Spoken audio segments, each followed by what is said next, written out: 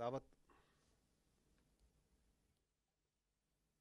बिस्मिल्लाहिर्रहमानिर्रहीम इन्नल्लाह युहिब्बुल्लज़ीन युक़ातिलून फ़ी सबीलिही सफ़्फ़न कअन्नहुम बुन्यानुम मरसूस।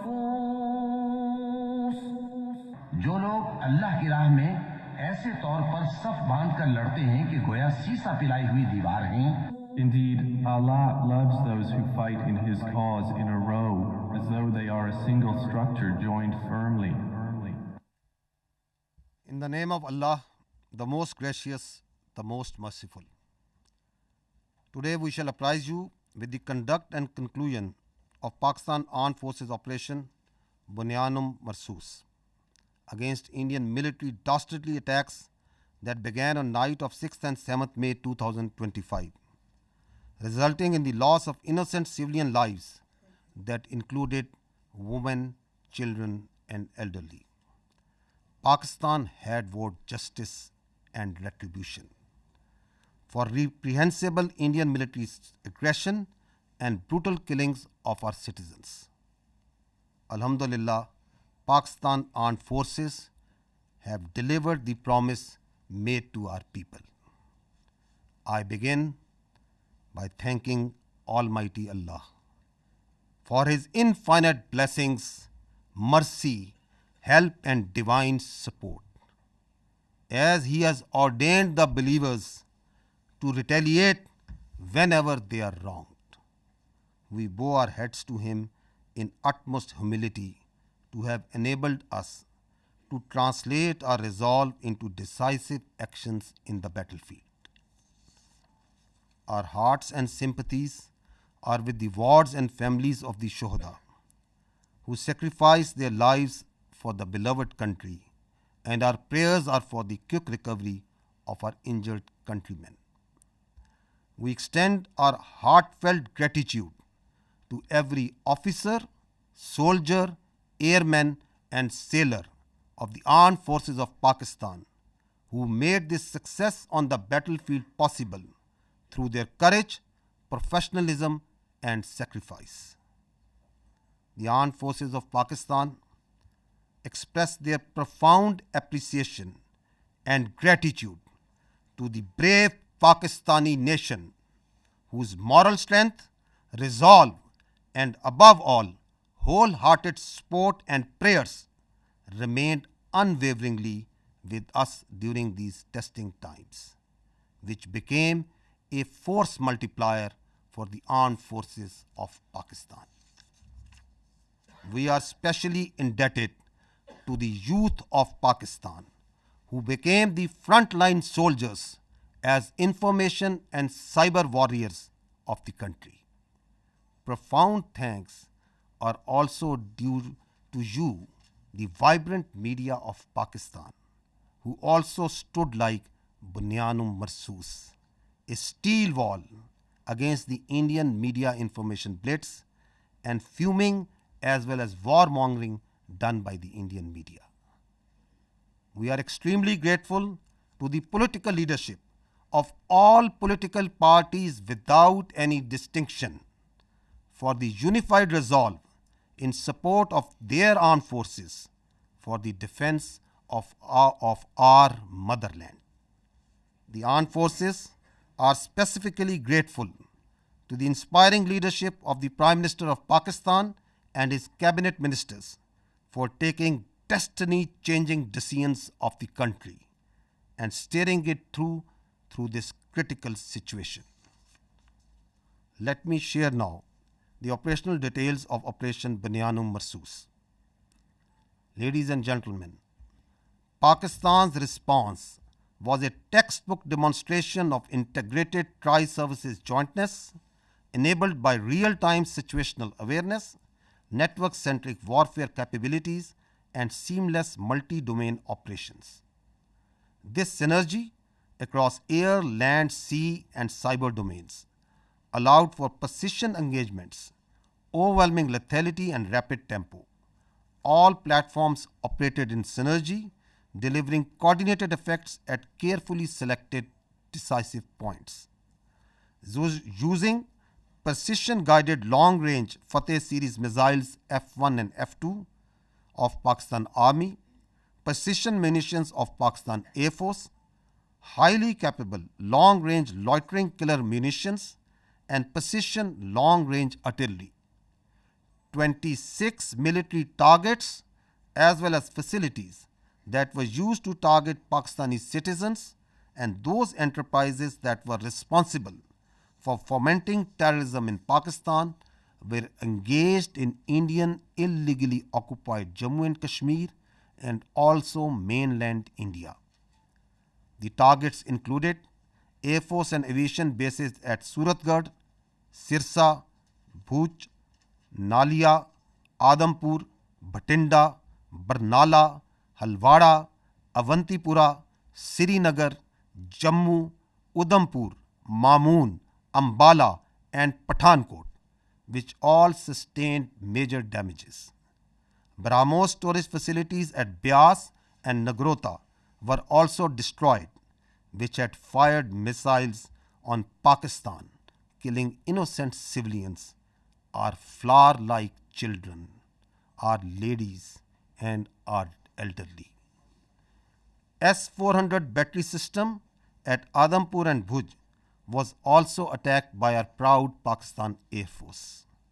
Military logistic and support sites which helped sustain this unlawful operation against innocent Pakistani civilians, like Field Supply Depot at Uri and Radar Station at Poonch, were also targeted.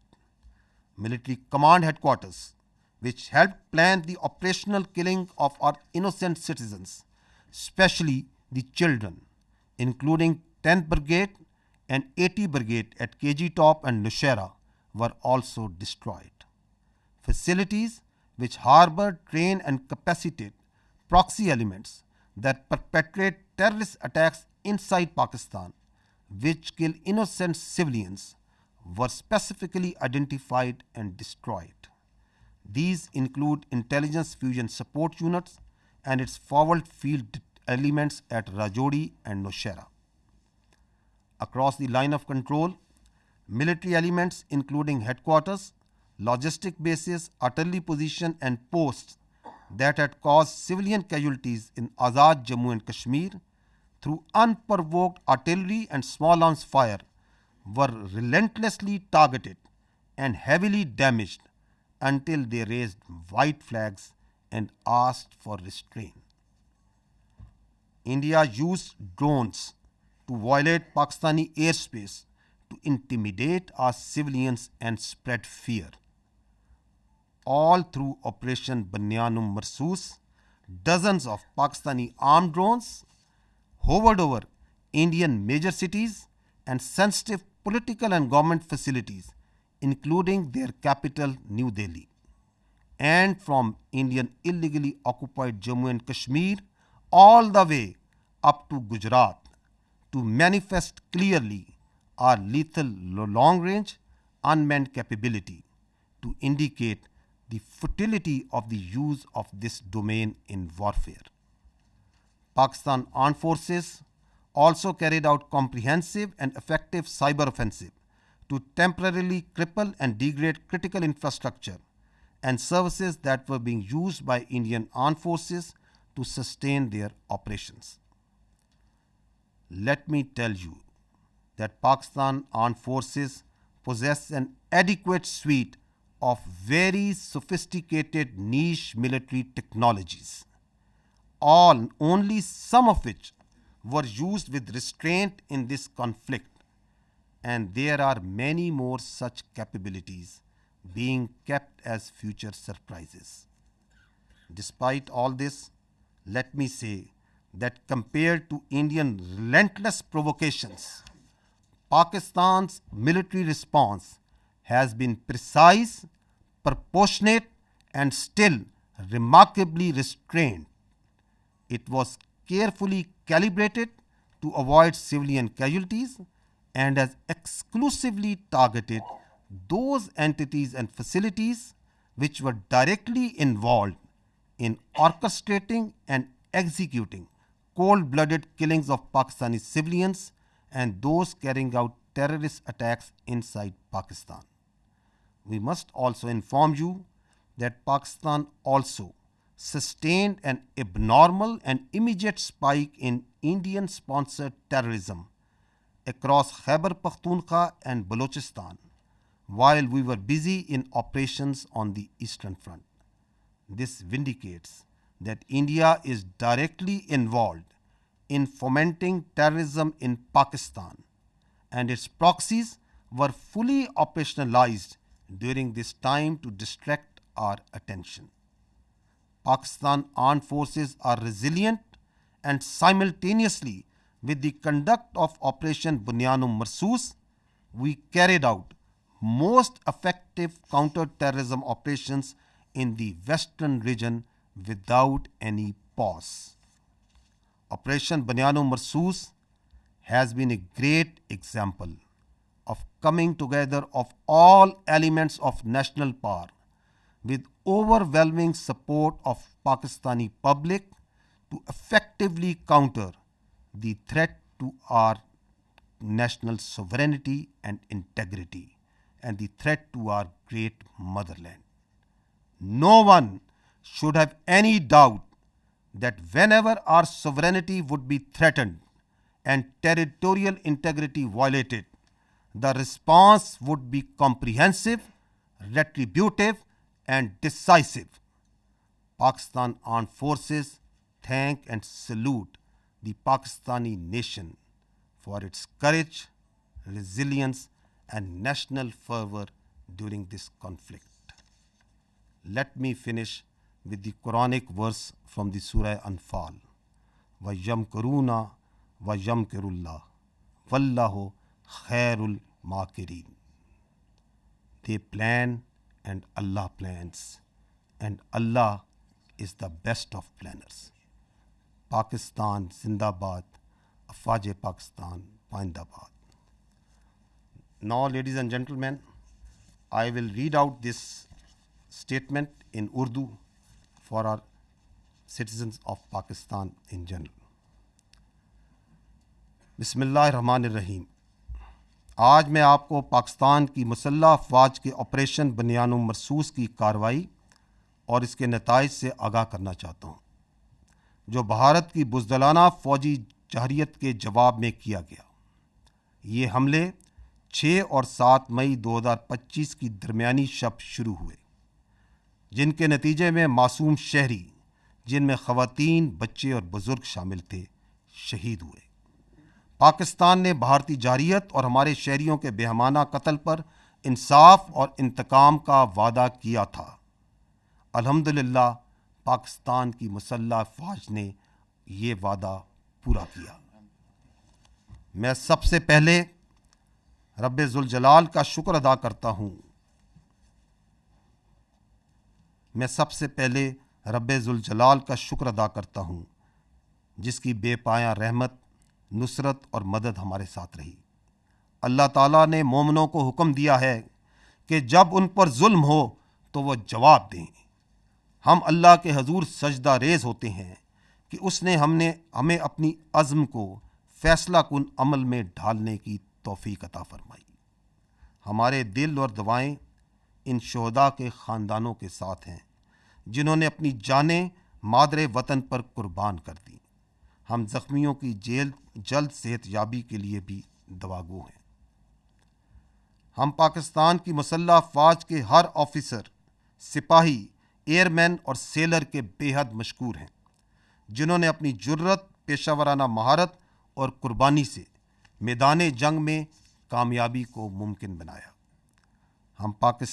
हम पाकिस्तान की मुसल्लह अफ़वाज पूरी कौम, खुसूसन नौजवानों के जज्बे, हौसले और भरपूर हमायत पर दिल की गहराइयों से शुक्रगुजार हैं, जिन्होंने मुश्किल तरीन वक्त में हमारे हौसले को कई गुना बढ़ाया.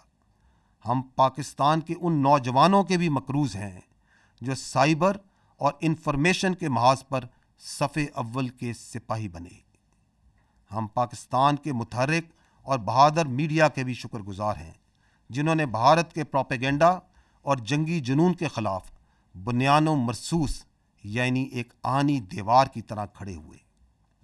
ہم بلا تفریق تمام سیاسی جماعتوں کی قیادت کے بھی ممنون ہیں، جنہوں نے سیاسی اختلافات سے بالا تر ہو کر وطن کے دفاع میں متحد ہو کر افواج پاکستان کے شانہ بشانہ کھڑے ہونے کا بہترین مظاہرہ کیا۔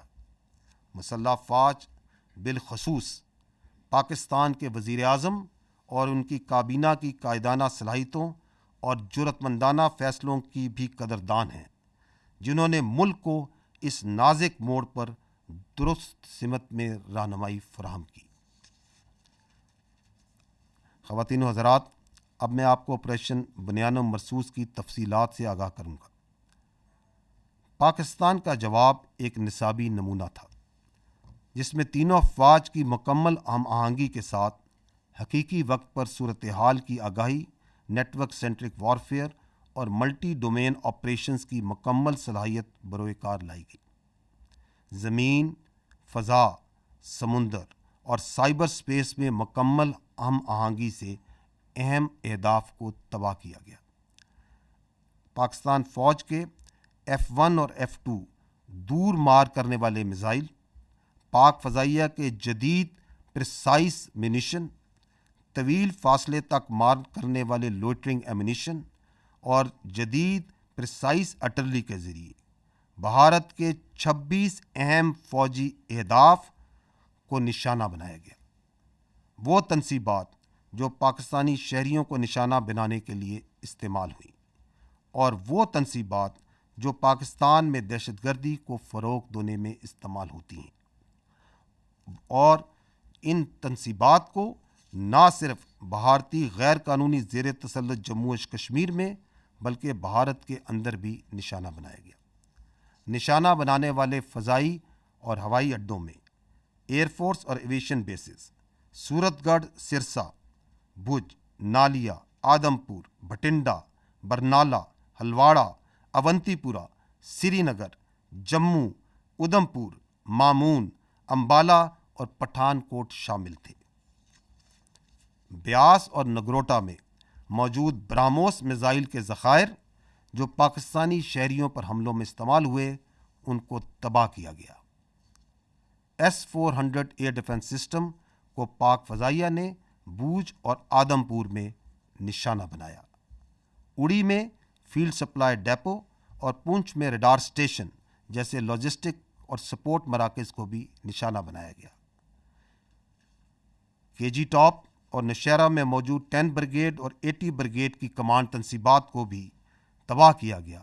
یہ وہ تنصیبات ہیں جہاں سے بلا اشتعال فائرنگ کر کے معصوم بچوں اور عورتوں کو نشانہ بنایا گیا۔ راجوڑی اور نوشہرہ میں موجود ملٹری انٹیلیجنس کی یونٹیں اور ان کے فیلڈ عناصر جو پاکستان میں دہشت گردی میں ملوث پراکسیز کو سپورٹ دیتے تھے، ان کو بھی ختم کیا گیا۔ لائن آف کنٹرول کے پار وہ تمام آرٹلری، لاجسٹک اور پوسٹیں جو آزاد جموں اینڈ کشمیر میں سولینز پر فائرنگ کرتی تھیں، ان پر شدید اور مسلسل جوابی کارروائی کی گئی، یہاں تک کہ انہوں نے سفید جھنڈے اٹھا لیے۔ بھارت نے ڈرونز کے ذریعے پاکستانی فضا کی خلاف ورزی کی تاکہ عوام میں خوف پھیلایا جا سکے اور ان کو ہراساں کیا جا سکے۔ اس کے رد عمل میں آپریشن بنیان و مرصوص کے دوران پاکستان کی مسلح ڈرونز بھارت کے بڑے شہروں انکلوڈنگ دارالحکومت نیو دہلی اور illegally occupied Jammu and Kashmir سے لے کر گجرات تک مسلسل پرواز کرتے رہے، تاکہ پاکستان کی صلاحیت کا نہ صرف اظہار کیا جا سکے اور بلکہ یہ بتایا جا سکے کہ اس ڈرونز کے ڈومین کا موجودہ وارفیئر میں کوئی فائدہ نہیں۔ پاکستانی افواج نے بھرپور سائبر حملے بھی کیے، جن کے نتیجے میں ان بھارتی اہم مواصلاتی اور انفراسٹرکچر نظام کو مفلوج کیا گیا جو کہ بھارتی افواج کے استعمال کر رہی تھی۔ یہ یاد رہے کہ پاکستانی افواج کے پاس ایسی کئی جدید جنگی صلاحیتیں موجود ہیں جن کا کچھ کا استعمال اس تنازع میں محدود سطح پر کیا گیا، اور کئی صلاحیتیں آئندہ کے لیے محفوظ رکھی گئی ہیں۔ ان سب اقدامات کے باوجود میں واضح کرنا چاہتا ہوں کہ بھارت کی مسلسل اشتعال انگیزی کے مقابلے میں پاکستان کا رد عمل نہایت درست، متوازن اور محدود نوعیت کا رہا۔ ہر ہدف جو ہمارے معصوم شہریوں کے قتل یا پاکستان میں دہشت گردی میں براہ راست ملوث تھا، ان کو احتیاط سے نہ صرف منتخب کیا گیا بلکہ انشور کیا گیا کہ عام شہری متاثر نہ ہوں۔ ہم یہ بھی واضح کرنا چاہتے ہیں کہ جب مشرقی سرحد پر افواج پاکستان دفاع میں مصروف تھیں تو خیبر پختونخوا اور بلوچستان میں بھارتی سرپرستی میں دہشت گردی میں غیر معمولی اضافہ ہوا، جو اس بات کا دوبارہ ایک ناقابل تردید ثبوت ہے کہ بھارت پاکستان میں دہشت گردی کو اپنی پراکسیز کے ذریعے فروغ دے رہا ہے۔ تاہم افواج پاکستان نے مغربی محاذ پر بھی انسداد دہشت گردی آپریشنز کو بغیر کسی وقفے کے کامیابی سے جاری رکھا۔ خواتین و حضرات، آپریشن بنیان و مرصوص ایک ایسی شاندار مثال ہے جہاں قوم کی تمام طاقتیں متحد ہوئیں اور متحد ہو کر مادر وطن کے تحفظ کے لیے کھڑی ہو گئیں۔ کسی کو بھی کوئی شک نہیں ہونا چاہیے کہ جب کبھی ہماری خود مختاری یا سرحدوں کی خلاف ورزی کی گئی، ہمارا رد عمل جامع، جوابی اور فیصلہ کن ہوگا۔ افواج پاکستان پاکستانی قوم کو اس کے حوصلے، عزم اور حب الوطنی پر سلام پیش کرتی ہے۔ اور آخر میں سورہ انفال کی ان آیات پر ختم کرنا چاہوں گا، وَيَمْكُرُونَ وَيَمْكُرُ اللَّهُ وَاللَّهُ خَيْرُ الْمَاكِرِينَ۔ وہ تو اپنی تدبیریں کر رہے تھے اور اللہ اپنی تدبیر کر رہا تھا، اور وہ سب سے مستحکم تدبیر کرنے والا ہے۔ پاکستان زندہ باد، افواج پاکستان پائندہ باد۔ اب میں آپ کو اس آپریشن کی مزید جزیات سے آگاہ کرنے کے لیے آپ کی توجہ اسکرین کی جانب مقبول کرانا چاہوں گا۔ کم من فیۃ قلیلۃ غلبت فیۃ کثیرۃ بإذن اللہ. And the translation reads, how many times it happened that a smaller force vanquished a bigger force by the will of Allah. History has proven that the complete nation and its armed forces have always stood together with all their might against any act of aggression. Alhamdulillah, we have the will, capacity and capability to protect our sovereignty and territorial integrity, and we are all well aware of the ways and means to do it. Our forefathers, they have sacrificed immensely, and we have sacrificed a lot for the creation of this country, and we know how to defend it. If this great Pakistani nation and the Pakistani armed forces, if 1.3 million Indian army with all their wherewithal, if they cannot intimidate us and they cannot coerce us, these terrorists can subdue the armed forces of Pakistan. ہم صرف یہ کہنا چاہتے ہیں کہ نہ ہم تمہاری طاقت، نہ تمہاری مکاری اور تمہاری جارحیت سے مروب ہونے والی قوم ہے۔ Now you just wait for our response.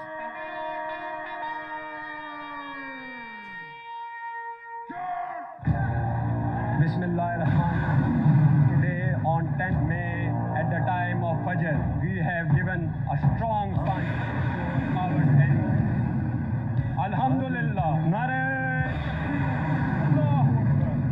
Today is 10th May 2025 and this is a smashing response to a coward enemy and it will inshallah continue.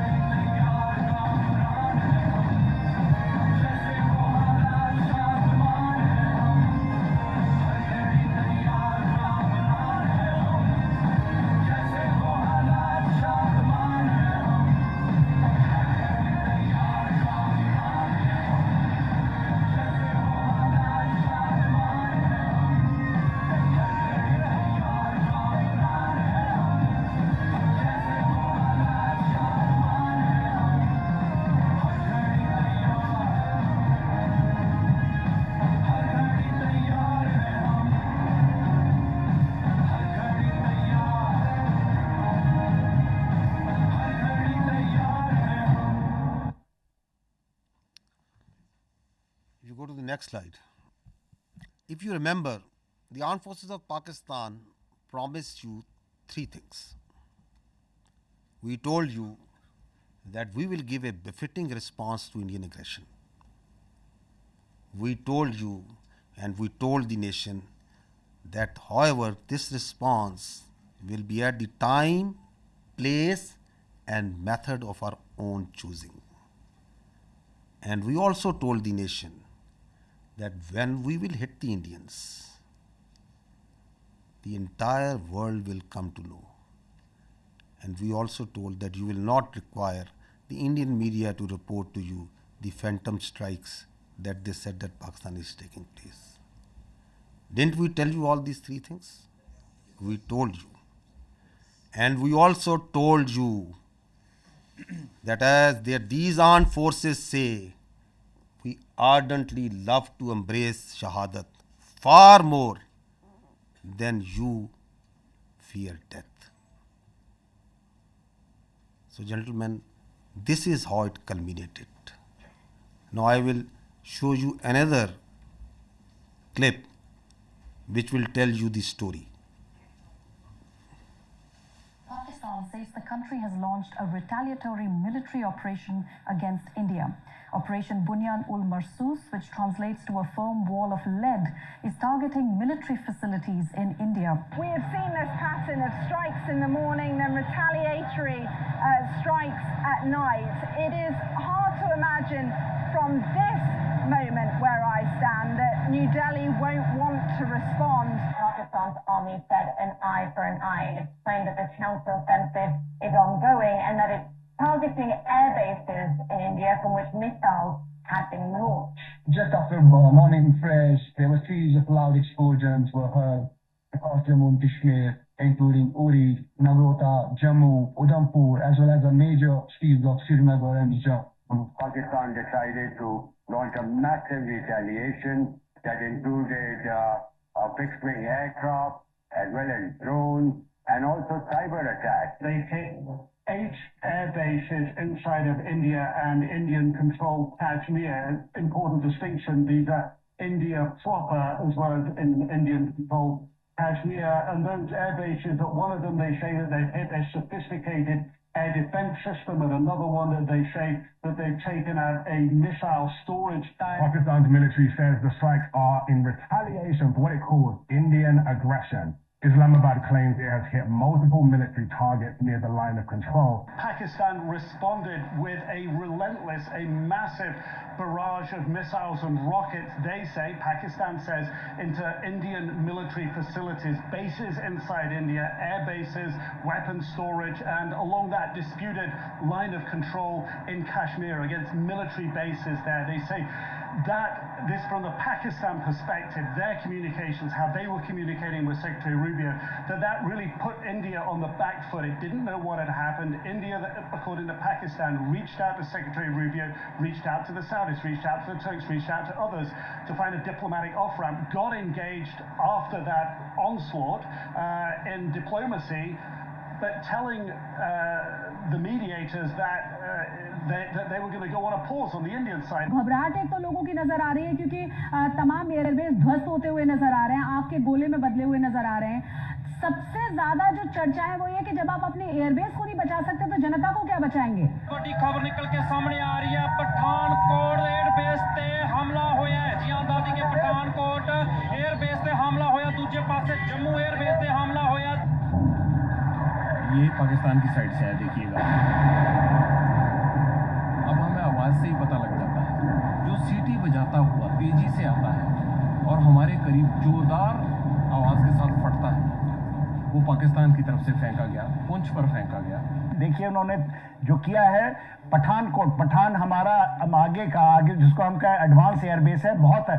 उन्होंने उधमपुर में किया है, ये किया है श्रीनगर के पास में किया है, अवंतीपुर में। सिरसा को आपने बताया एयरबेस है वहां पर, उसको उसने टारगेट किया है, और तो वो ड्रोन्स के साथ साथ अपनी बड़ी मिसाइल भी दाग रहा था। पूरी तरह से धमाकों की जो आवाजें हैं वो राजौरी, पुंछ के साथ साथ जम्मू के अलग अलग इलाकों में यहाँ पर सुनाई दे रही हैं। पाकिस्तान बिल्कुल आखिर में ये इस्तेमाल करेगा, और पाकिस्तान तो शुरू में ही इस्तेमाल कर रहा है। और भी बहुत सारे मिसाइलों का जखीरा है, और इससे भी ज्यादा कारगर मिसाइलें the attacks that have been coming in from the Pakistani forces. We saw how they lit up the entire border area all the way from the north in Kupwara, in Uri, where the ceasefire violations were taking place. Then we saw the drone strikes which were taking place in the Jammu area, all the way down to Bhuj. There were several attacks coming in from the Pakistan side, several drone strikes which were coming in from the Pakistan side. So again remember and see that didn't the whole world hear and report? Because that's what we promised. Your armed forces promised and delivered that. Now I would like to draw your attention to the next clip, that how the Indian Ministry of Defence itself reported this. Pakistan military continued with its provocations, carrying out aggressive actions employing multiple threat vectors all along the western border.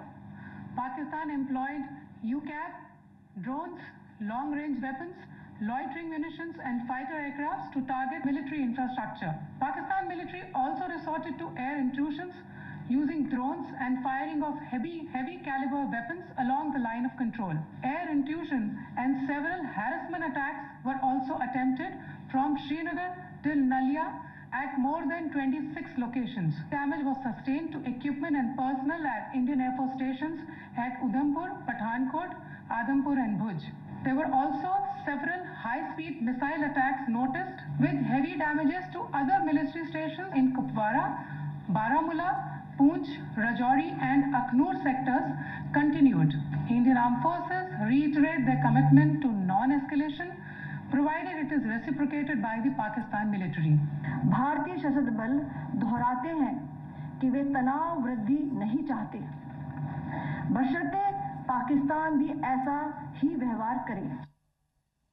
So did you find even there from the Indian statements that did Pakistan attack anything other than military targets? No. Did any international media, even Indian media, what are they reporting? Precise targeting of the military installations, posts. We told you that we don't target civilians. Our religion does not allow us. Our culture does not allow us. Our professionalism of these armed forces doesn't allow us. That we will never target civilians. So they are even acknowledging that. And they are also saying that once they received the message, once they got the message, then who asked for non-escalation? Who requested that they want non-escalation, that the things should go down? So it's for all to see. So now I will request first Vice Admiral Rab Nawaz to give you a short brief on the naval operations that were part of the Operation Bunyan Marsoos, followed by Air Vice Marshal Aurangzeb on the air operations. And after that, we will take your questions and answers. Thank you. Thank you, sir. Ladies and gentlemen, I'll very briefly talk about the role of Pakistan Navy in the defense of Pakistan during this particular crisis. And by the grace of Almighty Allah and with Almighty's help, we were able to defend Pakistan's sea frontiers and deter an enemy which is numerically superior. We kept the enemy at bay, and I'll just briefly talk about how we executed our operations. So essentially, protection of Pakistan's maritime interests in seafarer defense is the task of the Navy. And Alhamdulillah, with the help of Almighty Allah, we were able to do that. On any given day of the year, we maintain perpetual readiness. And what that means is that our ships and submarines, they are stocked up, all the military logistics are stocked up. And for us, the transition from peace to war is not only swift, it's almost invisible. And when this false flag thing happened in the Indian illegally occupied Jammu and Kashmir, we immediately mobilized and we completed the operational deployments of Pakistani Navy fleet units and also the coastal command units in a matter of hours. Our submarines, our ships and aircraft, They were in their respective areas where they were supposed to be, and we were ready to thwart any aggression from the sea. And go on to the next slide. Ladies and gentlemen, maritime domain awareness, that is essentially to know what is happening in your area of interest. That is critical for the naval operations. And I'll just briefly talk about that, because to generate any response, you need to be aware of the happening in your area of responsibility. And we were maintaining 24/7 vigil at sea. And okay. A couple of days back, there was a hype, you heard about INS Vikrant approaching Karachi. And I'll just briefly tell you that we were keeping a very close eye on the activities at sea. And this is essentially the Indian Navy surface disposition throughout these days. They had a couple of ships in this particular area. They were moving around in this area. And then there's a ship off Salalah, which was operating over there. And this is the much talked about the Indian carrier. We were monitoring it right from the day one. On 30th of April, it was here. Then it moved up here. Subsequently, it moved up here. And on the night of 6th and 7th May, it was back, close to Ratnagiri, very close to Mumbai. And then on 9th May, it was here, essentially 400 nautical miles away from Pakistani coast. And again, then it retreated back close to Mumbai. So we were keeping a very close track on this particular carrier movement, and there was no cause of concern at any time. If the carrier comes closer to 400 nautical miles and even closer, that essentially simplifies our problem. So we were the Pakistan Navy Maritime Air Arm, in coordination with the strike component of Pakistan Air Force. They were cockpit ready to generate any kind of response at that time, at all times. And I was in constant communication with the Deputy Chief of Air Staff, Air Vice Marshal Aurangzeb, at all times, and we were just ready.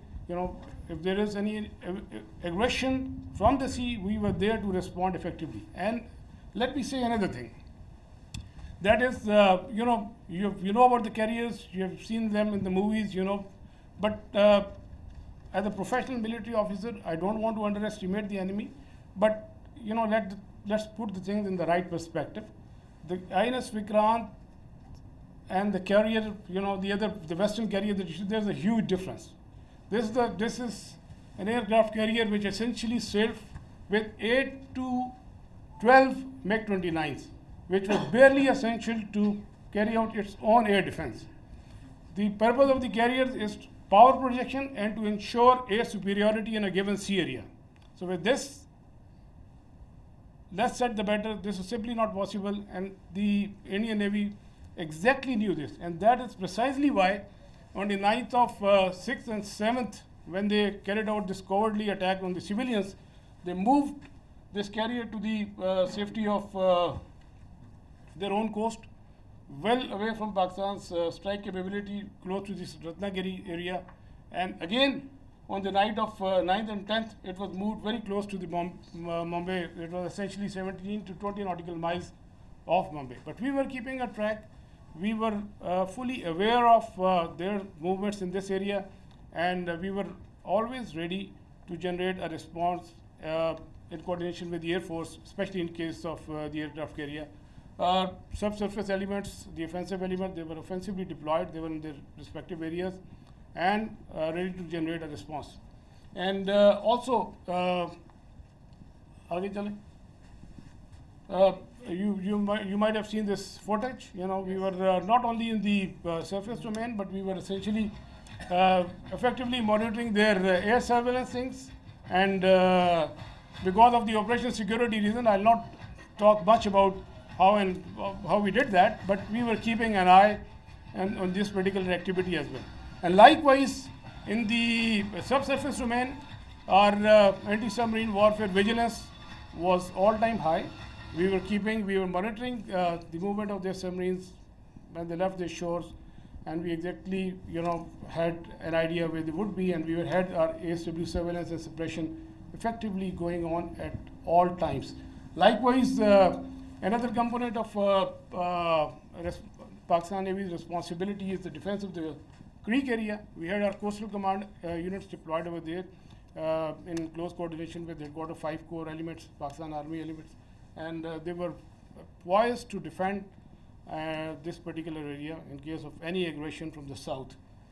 Another important component is the protection of ports and harbors. You have just heard the DG ISPR talked about the sub-conventional threat that we witnessed. There was a surge in other part of the country, and we were, there were real-time apprehension that there may be a surge. So we ensured the protection of all ports and harbors of Pakistan, and coastal command elements, they effectively played a very, very important role in this. And just to mention that on the night of 6 and 7, when they carried out the attack on Pakistan, we were fully ready to respond to any aggression from the sea. We were just ready, and but the enemy chose not to come over. It was essentially not a matter of choice. I would say it was a matter of compulsion, because enemy fully understood the cost it would have incurred had it ventured from the sea. And likewise, वापस जाइएगा एक go back please, go back. And a few words about the missile threat that you have talked about. You must have heard the enemy missile attack. We were keeping a very close eye on enemy deployment in this area, from where they can potentially launch a missile threat towards Karachi. We were fully aware, and we had our response ready to in that eventuality. And go on to the next slide, please. Ladies and gentlemen, all operations, whatever we do in the military domain, they are to create certain effects. We look for the effects, and the effect that we created, we were able to resolutely, with our posture, we were able to deter the Indian Navy despite its numerical superiority. Number of times have more assets and more forces, and with an annual budget of like $13 billion. So Pakistan Navy, with its potential, with its posture, with its capability, was effectively able to deter the Indian Navy from doing any venture from the sea, alhamdulillah. And that is very, very important. That is essentially the job of the Navy, to ensure that the free flow of trade continues. That's the backbone of the economy. Our 95% of trade is through the sea. Alhamdulillah, we were able to ensure that the shipping continues, the free flow of trade was ensured, and we were able, all our ports and harbors, they remained open. And you can Google yourself. So what was the case on the other side? You can Google about Kandla and Mandra, and there were some disruptions, but that you can check for yourself. But alhamdulillah, we were able to effectively ensure this. Next. We had a wonderful inter-services synergy, very effective communication, and like I said, I was in constant touch with the DGMO and the Deputy Chief of Air Staff Operations. At all times, we fully coordinated our operations, and alhamdulillah, and I think that's really successful for execution of maritime operations. Aage chale. Alhamdulillah, we came up to the national expectations. We ensured defense of Pakistan's maritime frontiers, and we were able to deter the enemy from any adventurism from the sea. And ladies and gentlemen, let me tell you that we remain ever ready to thwart any aggression from the sea at all times. So we will keep our guard. We always keep our guard, and inshallah we will keep our guard in days to come. And last but not the least, I'll end my presentation that the next time when you think of Pakistan Navy and the silent guy, please remember that with the help of Almighty Allah, our actions will always speak louder than words. Thank you very much, and I request AVM Aurangzeb. So the Indians didn't choose to come on the sea. Now you understand why.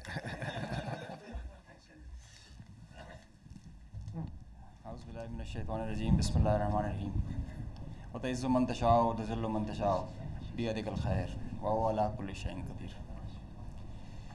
On behalf of Pakistan Air Force, Chief of the Air Staff, Pakistan Air Force, I stand here with you all with deep-rooted humility and gratitude. I am so thankful for Allah helped us in achieving whatever we desired, even whatever we deserved, more than what we deserved. For being able to be up to the task for PF, as they say, second to none. Ladies and gentlemen, as the DG ISPR mentioned, I am Deputy Chief of Air Staff Operations. I'll pick up from where I left day before yesterday. PF versus IF, 6-0. The PF's response has strengthened Pakistan's national security, alhamdulillah. And it has even strengthened our commitment, the enduring commitment the PF has for stability and peace. But I have no doubt, and I can say with assurances, that the real genius and the mastermind, the cerebrum behind the design and the aim and the structure, the game plan of PF was the Chief of the Air Staff, Air Chief Marshal Zahir Ahmed Babad Sidhu. He asked us to do 3 things in our response: re-establish deterrence, neutralize key threats, retain control of air. And I will show you in my presentation how we try to do that. Slide. During the befitting response that we generated in our first episode, we attrited the IF's pride, the Rafales, resulting in this entire fleet almost coming to a standstill at a ground position. You could see that they were not flying after that, at least not close to their western border. This reduction in flying to bare minimum actually reduced their liberty of action. They curtailed their options. Slide. This is the Pakistan's air defense environment. Pakistan air defense environment is offensive, it's integrated, it's credible. And I'll show you. IF initiated having no space with their manned aircraft, they initiated with their unmanned aircraft operations, targeting Pakistan's civilian population and their infrastructure. Here you see all these spots all across the swath of drones and UAVs who are coming inside our territory, which is being picked up by all our radars from the moment they were entering, even before that. Slide. Now, PF's air defense environment is suitably configured to detect enemies' low RCS radio radar cross-section, high and slow speed platforms. That you can see that they are all visible by the time they are entering. Slide. So the anti-drone systems of Pakistan Air Force and Pakistan Army also, and Navy, they rendered the enemy US drones attacks ineffective by spoofing, jamming, and making their systems, rendering them unserviceable. Slide. All drones with low cross-section also were detected, rendered useless through utilization of the indigenous GPS jamming systems that we have, the data and the SATCOM link denial that we created through our indigenous systems that we have made ourselves. So whenever those systems were attacked with the soft kill, they had their error induced into the GPSs and they were going haywire. And whenever they were coming to closer to any civil population or civil area of high value, a direct or a hot kill was achieved on them. Slide. So here you can see they were neutralized mid-air with the hard kill whenever they were coming close to any population or any area. Being in a sparsely populated area, they were left all alone and they were applied with the soft kill. Slide. Now, after that, when the US chapter was over and they were fearing PF's retribution, in utter desperation, the IF resorted to a highly escalatory, very irresponsible surface-to-surface and long-range vector application. You can see this is Suratgarh and this is our base Rafiki, this is our eastern border, and you can see the BrahMos, high-speed BrahMos traveling almost at 3,000 kilometers per hour, who are going over there and coming, numerous, one after another. And now they were being attacked with PF's soft kill. We were inducing the errors into them, into the GPSs, which increased their CEP. The probability of missing their target increases. And hard kill was also achieved. Here you see one of the US has gone, if by the end of the slide you will see one of the US has overshot the target and gone ahead. This is the radar picture. You can see that they are going, this BrahMos will miss the target and will go ahead and fall in some no man's land. And they are being, one after another, they are coming back, crossing the borders. They are being picked, they are being picked as soon as they are being launched. So real-time launch, mid-flight and terminal phase of all SSM, PF has the capability. Our air defense system, as I just mentioned, is very offensive, integrated, and credible. So here you see that they are being launched from Bhuj area. This is the southern part of the country. And this is our airfield Bhulari. You must have mentioned, you have seen there were a lot of mention from the our counterparts. Here you see this BrahMos is coming. It's almost reaching the target, and you'll see when we will apply the soft kill, look what happened to it.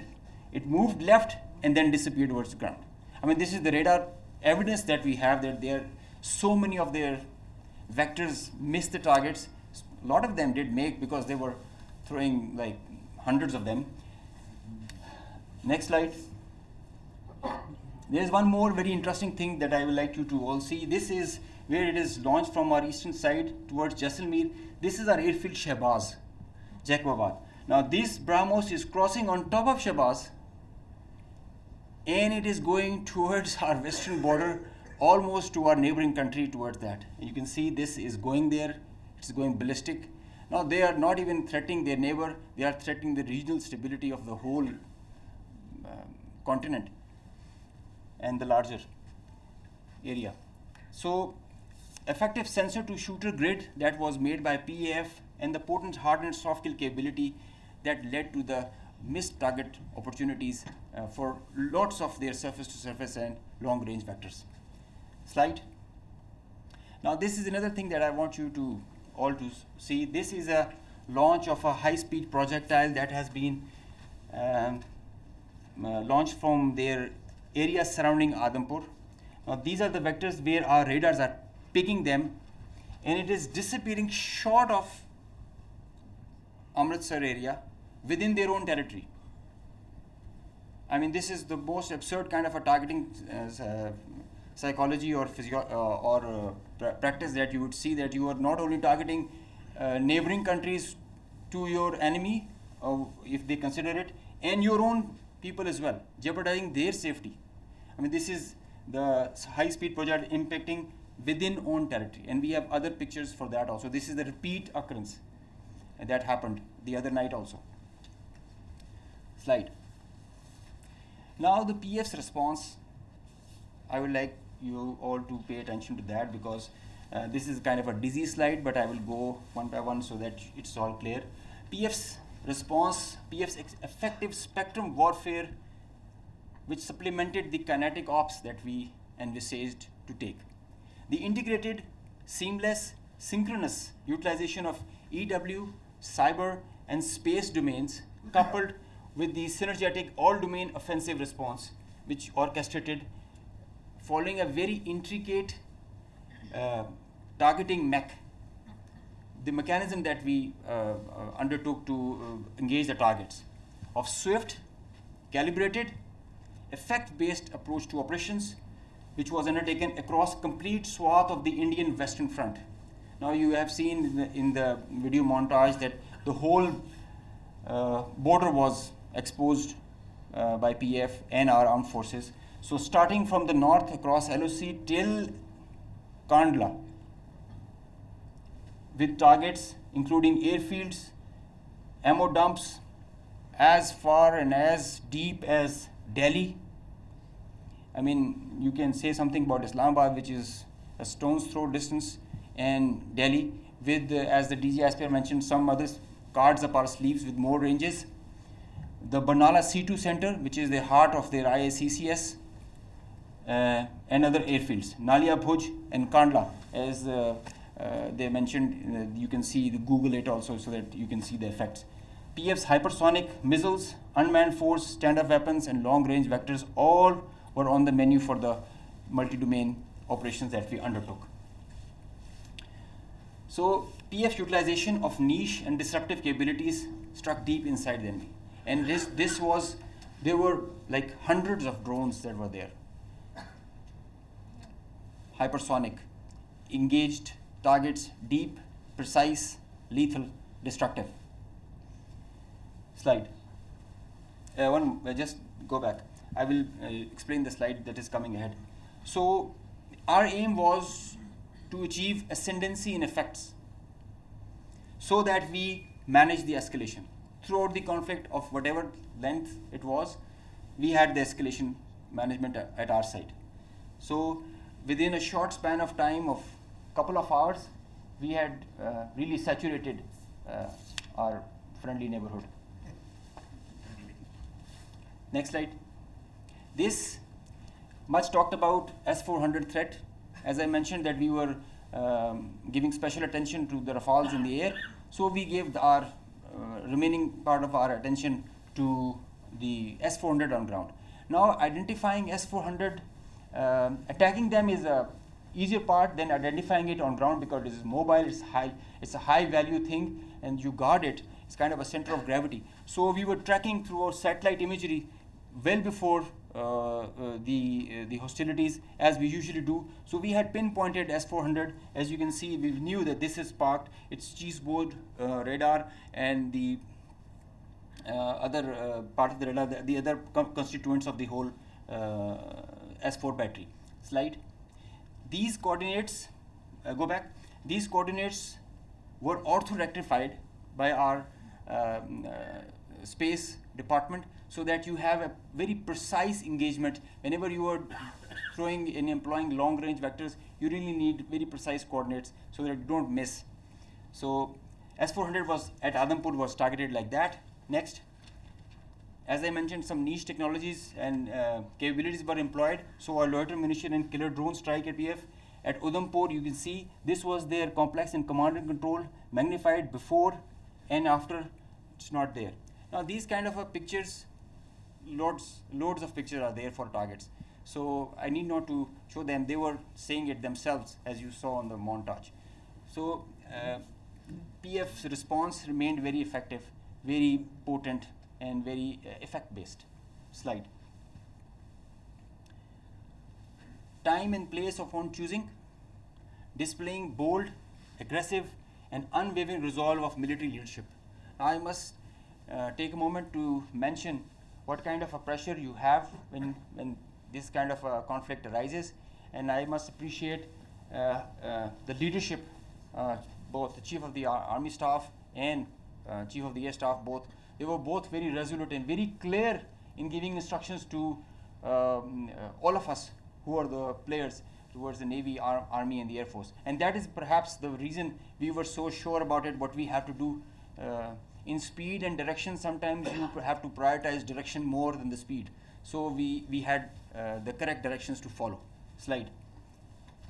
With unprecedented reach, precision, lethality, while avoiding collateral, as we have seen in the video montage. PF hit maximum number of IF airfields in a single operational package since 1971, because they crossed the international border since that, so we had to do that. Slide. While re-establishing deterrence, Pakistan negated the setting of a new normal under the hegemonistic design of a supremacist regime through swift and effective response. Slide. On a closing note, from Pakistan Air Force, PF remains committed to ensure Pakistan's airspace sovereignty and pursue peace with strength. Thank you. So, ladies and gentlemen, after these presentations, you can understand that Army, Air Force, and Navy, the tri-service synergy that was exhibited, and all the three services acted jointly like one body. And just a mention on the air bases that were targeted by the Indians. We have the post damage assessment report from all. There has been certain infrastructure damage. Of course, there has been. Only one aircraft has minor damage, which will be repaired and soon operational again.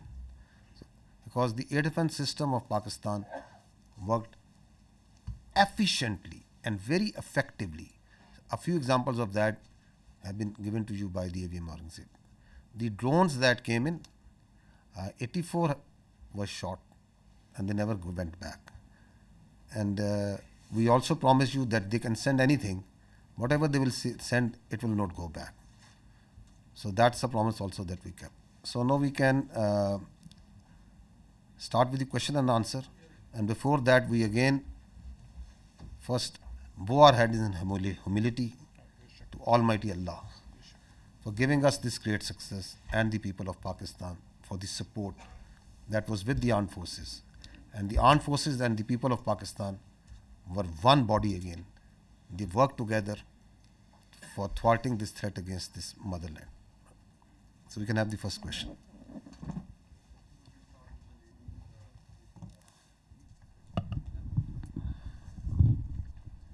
Thank you very much, sir. Thank you very much, sir. This is Sumaira Khan from Sama Television. And first of all, let me convey the pulse of the nation as well. They obviously they cannot reach you in person, every one of them, but the heart of felicitation is indeed with you from the masses of Pakistan, specifically youth. You mentioned very rightly. My question is, in that whole span of escalation, the Indian government had been issuing extremely provocative statements regarding initiation of war, and not just the government, but unfortunately their media was also, to me it seemed very war frenzy. And but in that whole time, in the meanwhile, I saw Pakistani side and I saw you very defensively responding to all the hegemony and Indian aggression. So I just wanted to know that it was part of your strategy. What was that? Or you never wanted that escalation to rise to all those levels? And a quick comment from Aurangzeb as well, that the multi-domain, how would you elaborate it? How did you incur it in the PF strategy to kill the Indian side in the battlefield? Thank you. So as far as question to the escalation is concerned, let me say it. The reality is that in a conflict which is between two rival nuclear powers, such a conflict is actually an absurdity. And it is inconceivable and sheer stupidity. Why? Because that conflict can lead, in the case of Indo-Pakistan, India-Pakistan, can lead to the peril of more than 1.6 billion people. So, in reality, there is no space for war between India and Pakistan. And if anyone wants to carve out this space for war, he is actually carving out space for mutual annihilation. So that is why you saw that in this conflict, Pakistan acted in a very mature manner. And through conventional forces, we maintained escalation control. Through conventional forces, we gave them a two-notch up response, while also ensuring that these forces, the Pakistan Army and the other forces that were employed on the Western Front, on the counter-terrorism operations, no pull is also exerted on them. Thank you.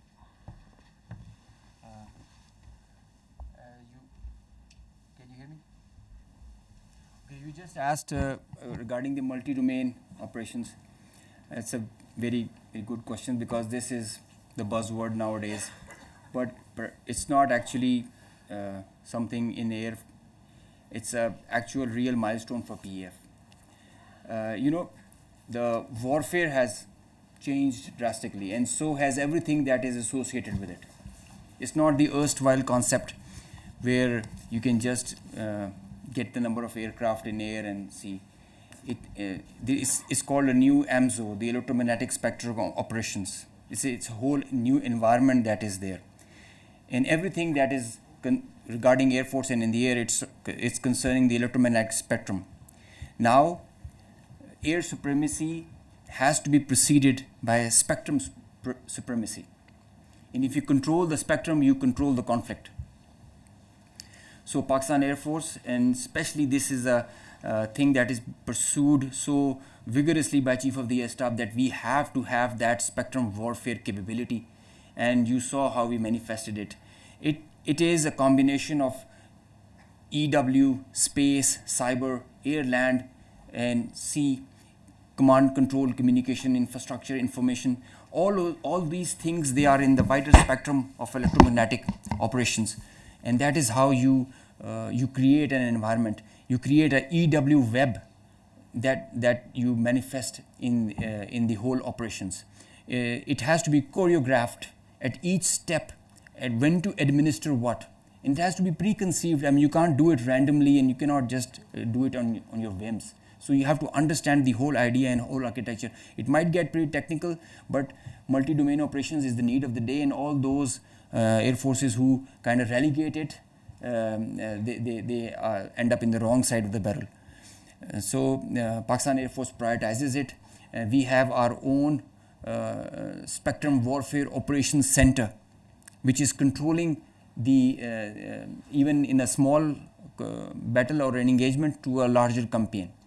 Because now all the players who are there, all aircraft, they have so much of sensors and there's so much of fusion going on, the data links, the software-defined radars, they're all thriving on the electromagnetic spectrum or being challenged by it.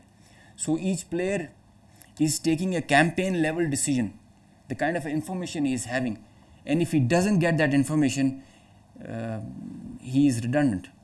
So electromagnetic warfare is the need of the hour, and multi-domain operations is what carries you, propels you to perform and achieve the mission success with mission survivability, denying the same to the enemy. Thank you. My name is Kiran. I'm from the Khorasan Diary. Sir, I have two questions on what basically I need confirmation. Is that one, when President Trump tweeted about the ceasefire, they said that Pakistan and India can talk in a third country. और अभी जो शाम में Indian authorities की meeting press conference हुई है, they said that the DGMOs spoke, in which Pakistani DGMO asked for ceasefire first, and tomorrow there is a call already planned at 1200. Meanwhile, the IAF said that their operation is still continued. So what is Pakistan's strategy tomorrow when the two DGMOs are going to talk? And the second thing is that, as international media also reported, that Pakistan has Indian pilot in the custody. So do we have Indian pilot in our custody? And if we have, are we going to return her or him? So I can confirm you very clearly, we don't have any pilot in custody. This is all social media chatter. This is all part of the multiple source of fake news and propaganda that keeps on, that has been generated from multiple sources. As far as your first question is concerned, let me say it very clearly and put it on record. Pakistan never requested. The fact of the matter is that on the night of 6th and 7th May, once those ghastly and cowardly attacks were made, the Indians requested after those attacks. And Pakistan gave a very clear response that we will communicate back only after we have given the response that this and retribution that this act deserves. So on 10th of May, after that response and retribution, that just retribution, targeting not the civilians, but those military establishments, those units, those places from where the attack on the civilians, the innocent civilians, the children was made, once they were neutralized and taken out. And on the request and intervention of the international interlocutors, we responded to the already made request of the Indians. And if you see publicly, what's on the public record? What I have shown you just now. What was the public position of the Ministry of Defense of the Indian Armed Forces? Who was asking for non-escalation once the just retribution of Pakistan Armed Forces have gone? So I think the record publicly, the facts speak for themselves.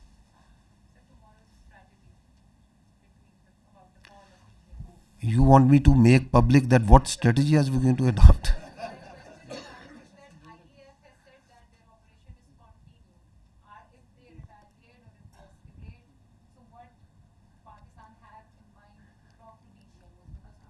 For any threat, anything that they can pose, posture, your armed forces are always vigilant and ready. We have proved it on ground multiple times. We can prove it. So, and we don't respond. And we are not here for a response that what they said. And so it's not that what they said that I have to say.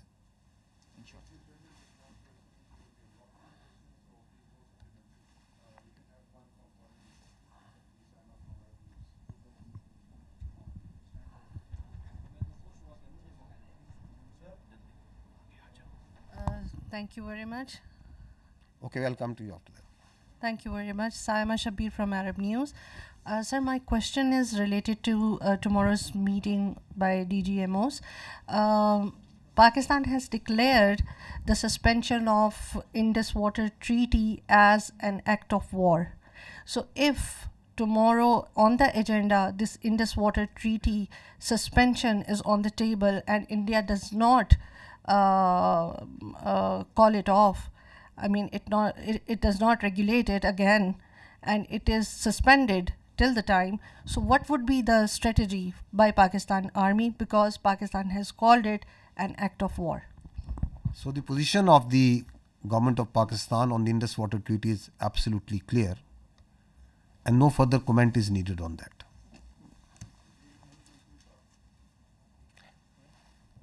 Our Turkish friend over here is raising his hands again and again. Skardu, okay. I thought you are from the Andolo news agency. Sir, many people thought I am Chinese here. Yes. Khaplu, great place. Great place. Sir, I am from Khaplu Chwar at the border area, just half hour from the Indian border. Okay. Sir, I am from British. Okay. Sorry for the mistaken identity. So we can go with the question. Sir, my question is that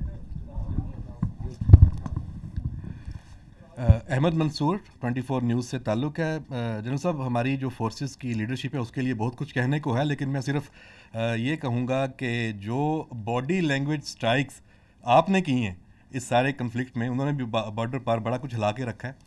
सवाल sir मेरा ये है कि मसला कश्मीर एक ऐसा है कि उसकी वजह से दो एटमी जो ताकतें हैं वो एक खौफनाक जंग पूरी दुनिया को हिला के रख देती है। इस दफ़ा फिर यही हुआ। और अभी जो सदर ट्रंप ने अभी जो दूसरा ट्वीट किया है, उन्होंने मसला कश्मीर को एक मुतनाज़ा इलाका करार दिया है, उसका जिक्र मुतनाज़ा खित्ते के तौर पे किया है। तो इंडिया तो इसको अपने तौर पे इसको गैर मुतनाज़ा कहे बैठा है, लेकिन क्या ये एक बड़ा नादर मौका नहीं है, सुनहरी मौका नहीं है पाकिस्तान के पास कि अब इस जो कन्फ्लिक्ट के तनाज़र में, अब चूँकि दुनिया भी राब्ते में है, सबकी नज़रें हैं इस पर, तो पाकिस्तान दोबारा मसला कश्मीर को आलमी सतह पे लेके जाए, कोई इस मंतकी अंजाम इसका हो जाए? Kashmir remains central to the dispute between India and Pakistan. And peace between India and Pakistan will always elude till the time there is not the resolution of the Kashmir as per the United Nations resolutions and as per the will of the people of Kashmir. So So that is important to understand. Till the time that is not done, there cannot be enduring peace between India and Pakistan. So this military conflict has once again put Kashmir right as the flashpoint, which needs to be resolved, which needs to be as per the will of the people of the Kashmir. And you have alluded to the tweet and the international path, rightly understanding that this issue of Kashmir needs to be resolved. The problem here is that what we are seeing is, and I talked about it in my last press conference also, is that India continues to internalize this external problem. Kashmir is an external problem with Pakistan, India and the people of Kashmir. It is on the UNSC resolution. It's an internationally recognized dispute. And India is trying to internalize it. How? By trying to change the demography of Kashmir, by trying to change the legal status in violation of the UNSC resolutions and the international commitments that India has made, by the coercion and harassment of the people of illegally occupied Jammu and Kashmir,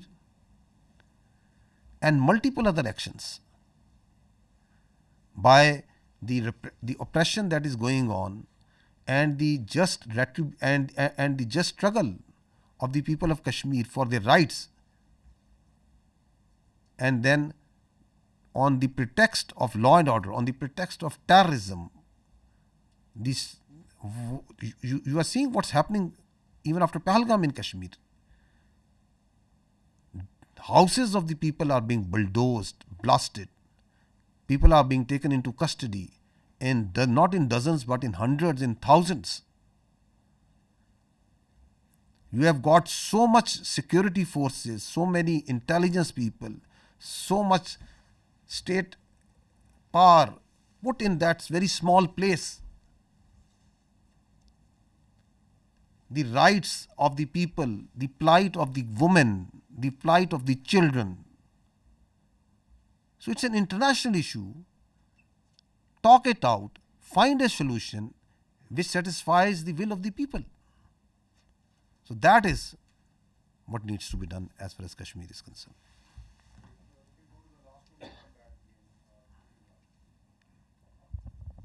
sir Mohammad Imran Suno news से। Sir मेरा question ये है कि क्या international guarantees दी गई हैं कि जो सीज़ फायर है वो कोई लंबे अरसे के लिए सस्टेन कर सकेगा?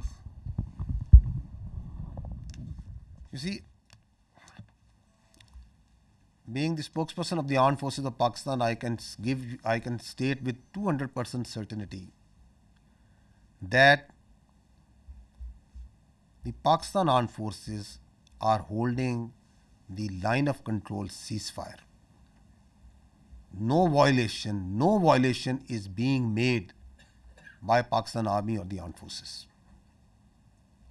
Because we are a professional army and we strongly abide by the commitments that we make, and we follow in letter and spirit the orders of the political government. That's what the professional army does. Now, if you see in reality what's happening in Pakistan, Pakistan is celebrating peace. You go to the streets and towns of Pakistan, the Pakistanis are celebrating peace. Does it make any sense for Pakistan to start violating the commitment that we made? It doesn't make any sense. Because we are a peace-loving nation. Peace within and without. However, if there is any aggression, we will respond, and we respond then.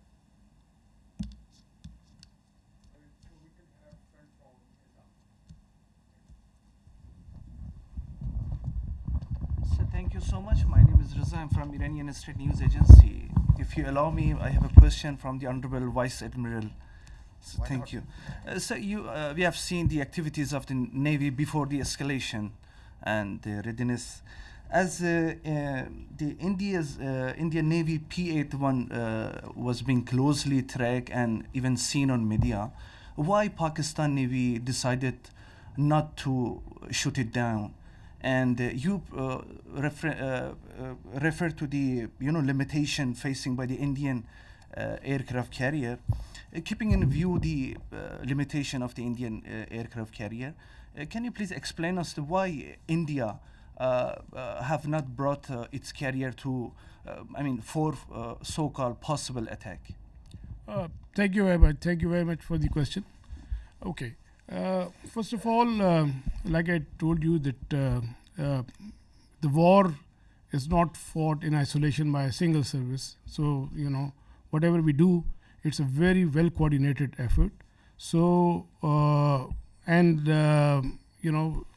are calibrated amongst the three armed forces at what time, what is to be done. So, at that time, when that was the video of 4th and 5th of May, we just demonstrated that we were keeping a very close vigilance. And I've mentioned our, the very effective coordination and collaboration with Pakistan Air Force. So I'll not go into those details because of the operational security reasons. But essentially, that was simply to send across a message that if we can track, so we can go to the next level, but that is based on the national decision-making line. That's not an isolated. The Navy will always act in sync with the all three services, and that would be a national security decision-making thing. So when the time will come for that to happen, so inshallah we will respond in that fashion. The aircraft carrier, I mentioned, for example, we can have that slide, Kazim, if he's here. So this is the aircraft carrier which is having 8 to 12 Big 29s, which is barely enough to carry out its own air defense. And aircraft carriers, if the Western air carrier, if you talk of the Ford class aircraft carriers, they carry like 75 plus aircraft. And the purpose is to project the power and to have the air superiority in a theater of war. Yeah. So, and that is how they influence operations from sea to land. So, here in case of INS Vikrant, the aircraft that it was carrying, they were barely enough to carry out its own air defense. And the question of projecting power ashore or to maintaining an air superiority in a conflict theater, that's simply not possible.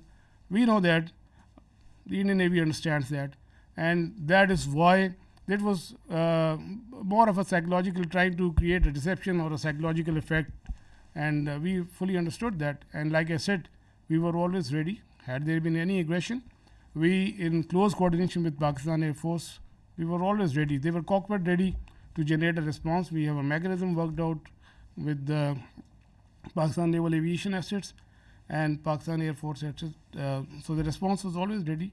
And this is simply, let me say it politely. I did mention that as a professional military officer, I don't want to underestimate the enemy. But let me tell you candidly that INS Vikrant, with its present capability, it's effective essentially in the IO domain, and which essentially you saw that article in the Telegraph and that hype about. So essentially, its effectiveness is restricted to the IO domain, and had it not been the case, it would have projected the power ashore and it would have created some effect. So they understand the limitation, and we also understand that. Thank you very much.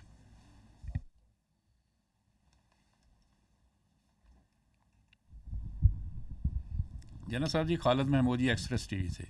जना साहब, Indian media ने जो 3 दिन में तूफ़ान बर्पा किया, उसको तो हम अच्छी तरह जानते हैं, उसका जवाब भी उनको दिया गया। आज जो उनकी स्पोक्स पर्सन थे, मिलिट्री स्पोक्स पर्सन, उनकी आज प्रेस कॉन्फ्रेंस हुई, उसमें उन्होंने बताया कि बहावलपुर में जो उन्होंने टारगेट किया था, उसमें रऊफ़ नामी शख्स को उन्होंने टारगेट किया था और उसको वो बहुत हाई वैल्यू टारगेट अचीवमेंट उसको शो कर रहे हैं। आप बताइएगा कि क्या ऐसा कोई वाक़या वहाँ पे हुआ और इसकी हकीकत क्या है?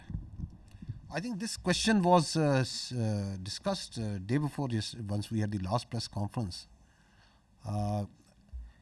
And because this was discussed in this point was made by this, so we have pulled out the same video clip. So I'll just see that first, so that you can see what the fact of the matter is. If you can, if we can run that clip, because the reality is for everyone to clear, is obviously for everyone to see. So you see, yes, this one. If you just stop here. So this is the Indian High Commissioner in UK who is showing on international media picture of a person leading the prayers. You can see that. Now he is saying that this man is brother of an alleged person who is in incarceration, and that this man is the brother of that terrorist, the alleged terrorist that they say. Now run this. If you can run this clip.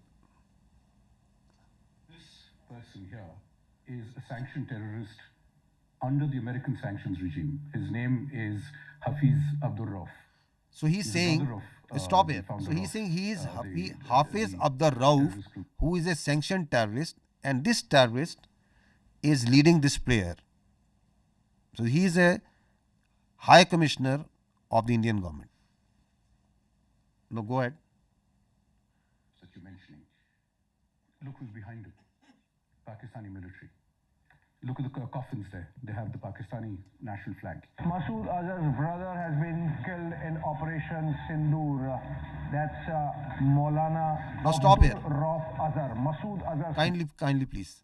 So what he's saying now, their media is saying that no, this person has died. So at the same time, he's dead for them. At the same time, he's alive for them, to whom to believe. So what we did was, we tried to reach out this man, because there was a person who was leading the prayers. Now we'll show you that man. Abdul Rauf Azhar killed in Operation Sindoor. Your own Pakistani military has said that Masood Azhar's family has been killed. I'm quoting the Pakistani military. Now stop here. No, please stop here. Kindly, please. No, the misinformation that is being spewed from the Indian side is being also picked up by international media, because they push it out so aggressively and so much that a very a journalist of an international media is saying, believing that the brother of the story, because that story has been told, has been given to her by a very top-ranking official. And she's saying that the military officials of Pakistan have said that. Where is that record? At what time ISPR, myself, anybody has said and made any comment about him? Now he is this man. His name is Hafiz Abdul Rauf, who is actually leading the prayers.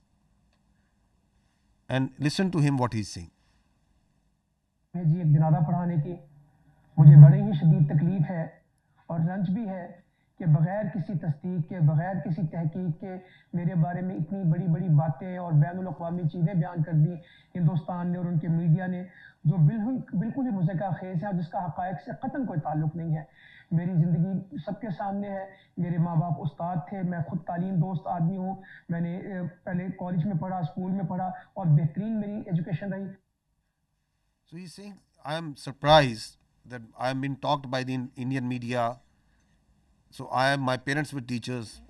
He's got 3 daughters, son, and he is born in March 1973. You can see his details, family details and everything over here. So we are actually surprised that even today, then again, they have come out with the same thing. So it is now getting, it's a little flabbergasted that whatever they are telling, why they are telling, and what to believe, what not to believe.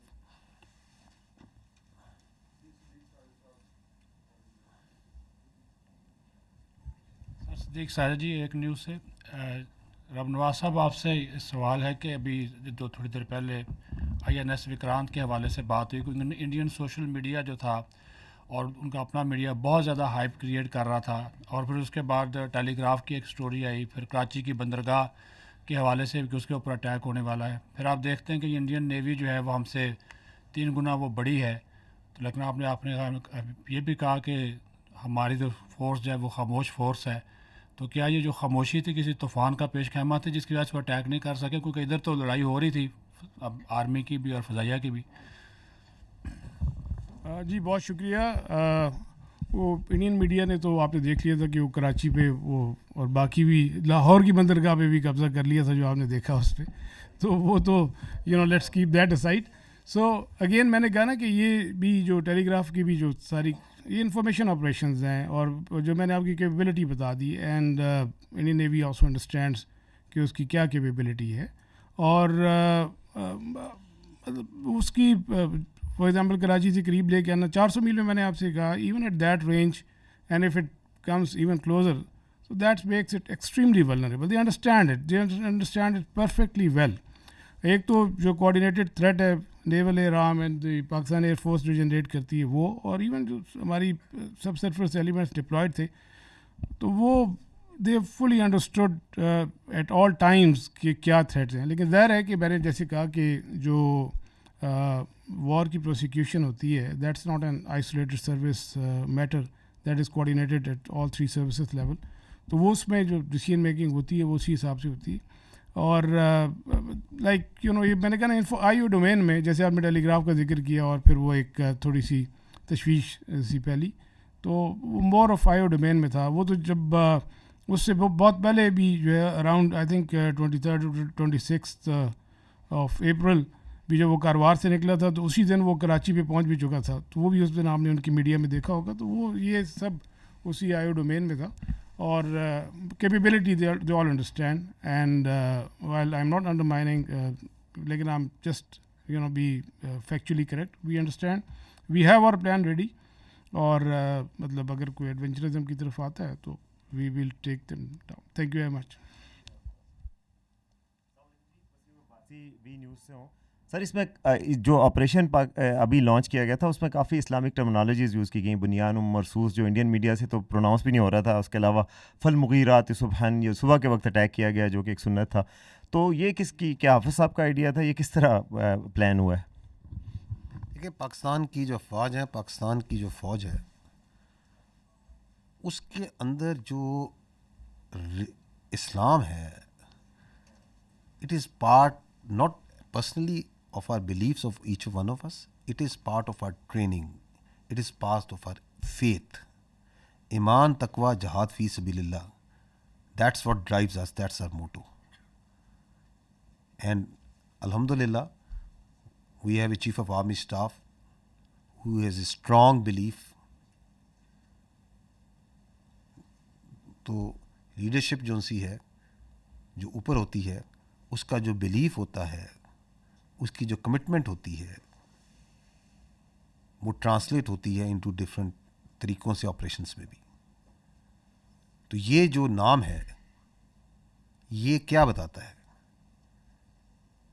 یہ بتاتا ہے کہ یہ مومن ہوتے ہیں جو اللہ کی راہ میں لڑنے والے ہوتے ہیں وہ سیسا پلائی ہوئی دیوار کی طرح ہوتے ہیں. دے آر دیٹ اسٹیل وال. اینڈ الحمدللہ اللہ کے فضل سے پاکستان کی افواج جو سی ہیں دی acted like a steel wall.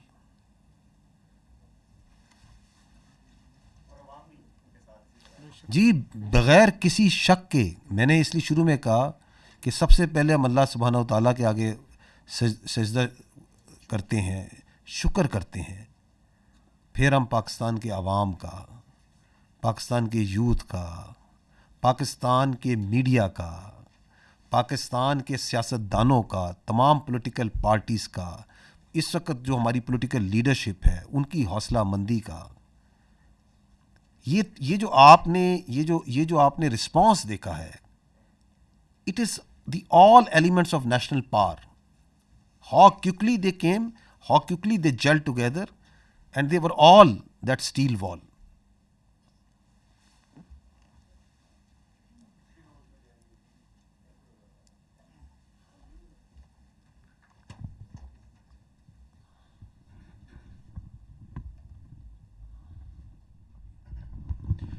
Sir, Faisal Raza Khan, I am from PTV World. My first question is related to Pakistan Air Force. Beside the congratulations, you have got 6-0. Definitely. So, my question, you were talking about spectrum supremacy. And this question is related to the cyber warfare and the space warfare that Pakistan Air Force successfully, whether it was the jamming or taken over of the satellite, and what was the nature of that satellite, whether that was the military one, because whole of the command and control system of the adversary, they always utilize those satellites for any action.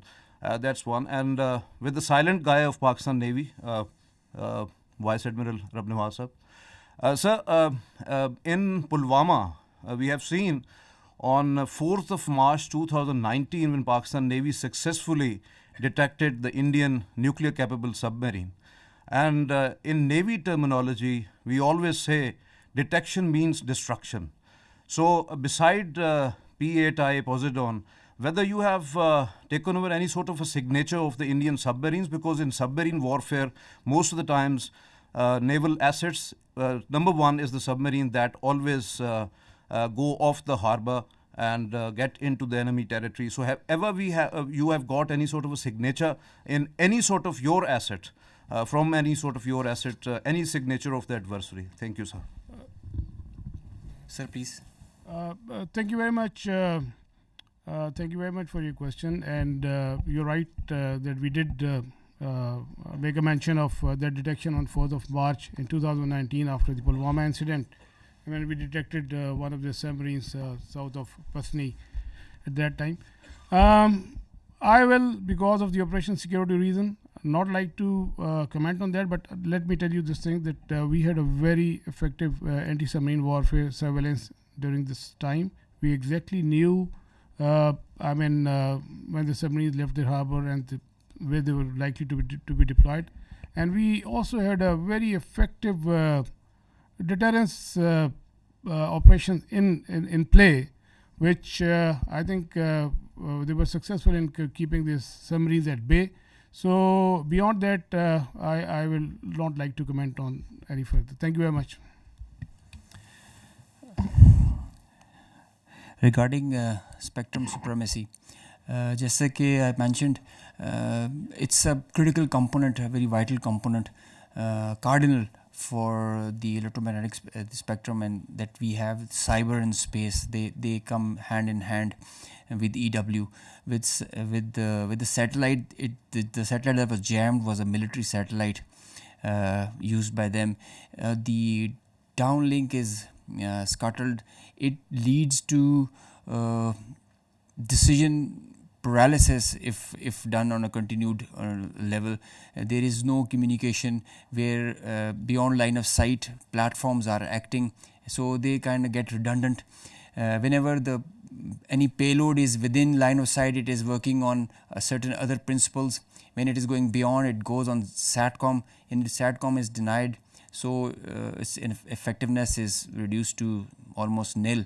And so is cyber, where the services are denied, the nodes, the C2 structure that are working over there in the whole architecture. So it's a kind of a paralysis that takes place whereby cyber and space, they go hand in hand, and that is how you carry out the spectrum supremacy. I just mentioned it is Pakistan Air Force is really going into it with full momentum. Our Chief of the Air Staff is leading this initiative whereby we are entering into this domain, and it gives you cross domain effects. When one side is applied and multiple levels, you get the outcome, the providence and the dividends. So this is the new warfare. This is the new thing that is there. As soon as the things are getting digital, wireless, we are relying on electromagnetic spectrum more and more, and so this becomes imperative that we have control over the spectrum. I just mentioned control of air is preceded by control of spectrum now. Through spectrum and EW, we were able to see beyond our radars, and we had, as I mentioned, I showed you, we had correct, precise IDs of the projectiles and the platforms that were taking off, and thereby we could react in time and respond in the way as you just saw.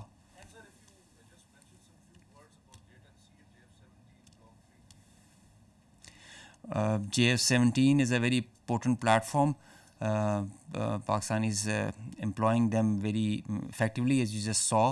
JF-17 is the pride of Pakistan, and the Block 3 has added potential, enhanced combat potential and effectiveness with the payloads that it carries. All these targets that were engaged were done by JF-17, Block 2 and 3. It has the ESA radar. So J-10 is a very good thing. As you saw, it's not the fact that the Rafale is a bad plane. Rafale is a equally potent, very potent aircraft. I mean, if employed well, but it's how you're with all in all fairness and jokes aside, it's all the training. I think it's the, as I mentioned, the direction, the leadership that propels you in that direction, gives you confidence, and the support of the nation. That's the foundation the Pakistan Air Forces and the armed forces are standing on. The support of the nation, and the way you look at us right now and always do. This is what drives us. This is what drives us. Thank you.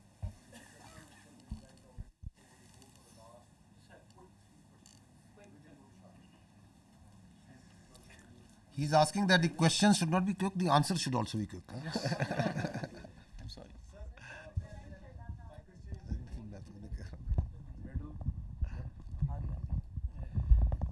Sir आज Indians की तरफ से press conference की गई थी, उसमें इतराफ़ किया गया जब उनसे पूछा कि राफेल गिरा है तो उन्होंने कहा कि जंग में नुकसानात होते रहते हैं, तो दुश्मन की तरफ से इतराफ़ करना कितना उसका इम्पैक्ट है। दूसरा सवाल ये है कि सर एक दिन पहले जब नायब सदर से सवाल किया गया कि इंडियन पाकिस्तान कशीदगी चल रही है तो उन्होंने कहा it's none of our business, लेकिन वो क्या हुआ कि एकदम से उनका बिज़नेस भी हो गया और उन्होंने मोदी को कॉल भी की। कहा जा रहा है क्योंकि सेंसिटिव इन्फॉर्मेशन उनके साथ लग गई थी। तो क्या नेशनल कमांड अथॉरिटी की जो मीटिंग थी उसके बाद हालात बदल गए, जज्बात बदल गए? आप राफेल का कर लो जी। देखिए, हम एक बड़ी प्रोफेशनल एयरफोर्स हैं। इंडियन एयरफोर्स भी बहुत प्रोफेशनल एयरफोर्स है, एक आर्म है, and we have a kind of unsaid unwritten vow in between that हम एक दूसरे की प्रोफेशन उस पर कोई वो नहीं करते। My job is to defend my country, his job is to defend his and perform his duties. They can appreciate it. I appreciate it that they have accepted it, because it's evident. You can see it in the air, on the ground. Everybody is looking at this, satellite pictures for that. So he had no other choice, I guess. And I told you there are 3 Rafales that are missing. So one MiG-29, one Su-30. जो आपने बात की, देखें मैं आपको पहले ये अर्ज किया है, and I will repeat it. Military conflict or war between 2 rival nuclear states is absurd, inconceivable, and sheer stupidity. So, once the India thinks that it wants to carve out space for war between India and Pakistan, it is not carving out space for war. It is a recipe for mutual annihilation. Therefore, there is no space for war, and the world knows it. And you saw it. In this conflict, Pakistan exercised escalation control. We acted very maturely. We used our conventional forces, we gave up notch up response, and we didn't even pull any force from our western front. We kept on continuing to give conducting the counter-terrorism operations without any pause. And while doing that, We were the one who were maintaining escalation control.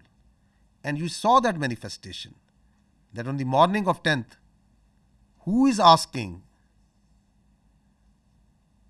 that we don't want to de-escalate, we don't want to escalate. And if Pakistan is willing to de-escalate, then we will also de-escalate. Who is asking that? Publicly. So the escalation control was with Pakistan.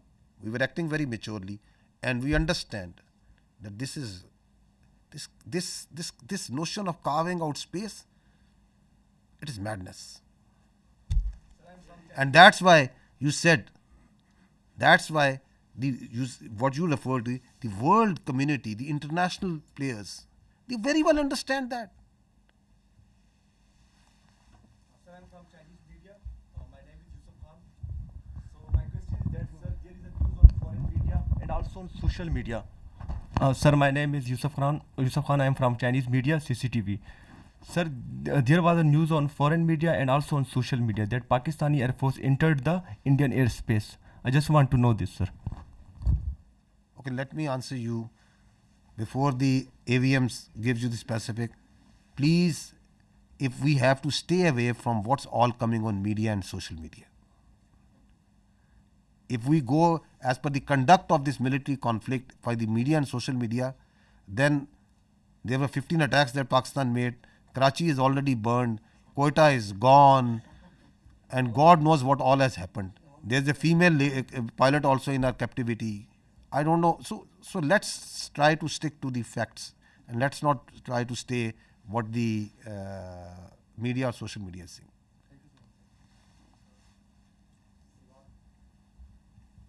Salman from Bold News. My question is for AVM. Chota sa quick question hai. What was the difference between PF and IF engagement? Is what only JTNC or something else?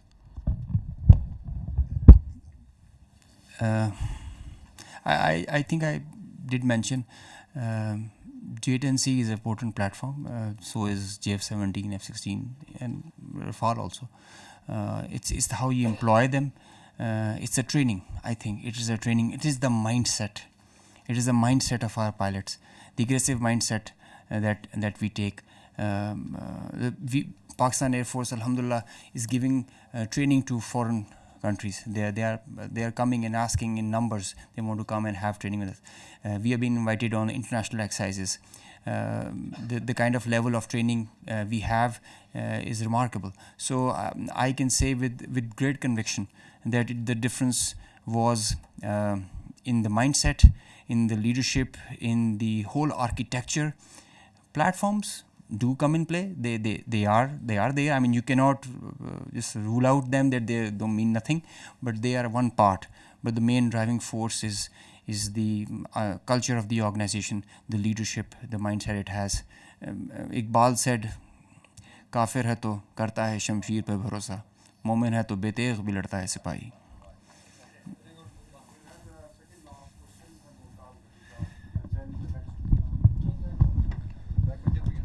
जल साहब, वैसे तो पहलगाम के फ़ौरन बाद जो disinformation operation launch किया गया था इंडिया की तरफ से इस कॉन्फ्लिक्ट के ऊपर, वो उससे सारी दुनिया आगाह हो चुकी है। मगर एक इंतहाई गैर ज़िम्मेदाराना ख़बर जो वहाँ पे फैलाई गई और फैलाई जा रही है, वो यह है कि हमारी न्यूक्लियर फैसिलिटी को करियाना के करीब जो है उन्होंने हिट किया है। आल्दो हमें तो मालूम है कि ये फॉल्स है, मगर इंटरनेशनल कंजम्पशन के लिए मैं चाहूँगा कि आप अपना इसके ऊपर पॉइंट ऑफ व्यू दे दें। जी, फॉल्स है।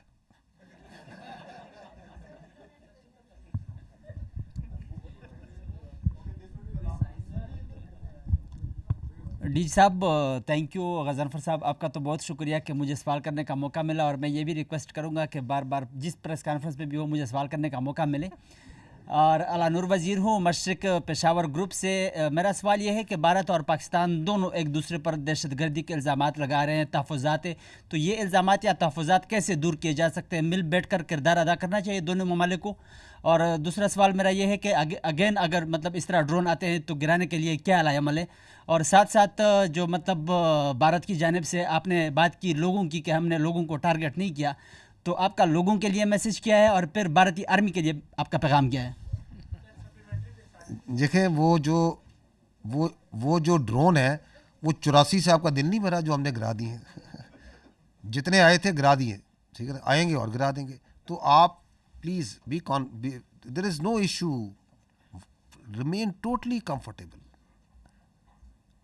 Whatever they will send, whatever they can send, with the support of the people of this country, these your armed forces have the capability to take them on. Absolutely no issue. जो आपने पहली बात क्या की थी?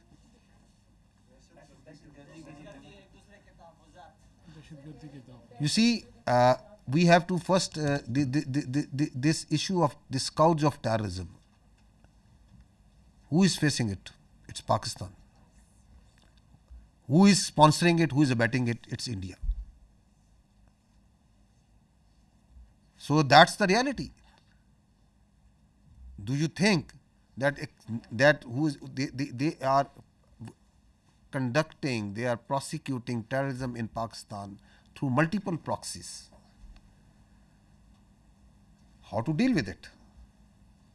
How to deal with it is to gel the nation to stand together, as we have stood like a steel wall against this threat from India.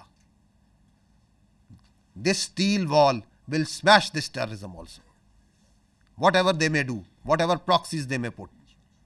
And the state of Pakistan, with the support of its people, is doing it.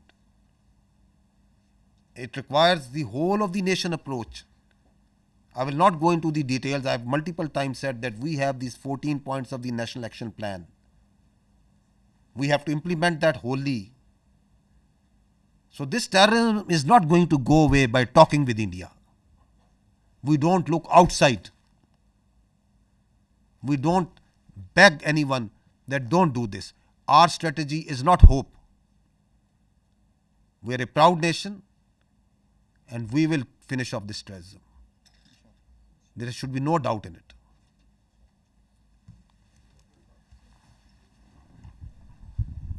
Thank you very much sir.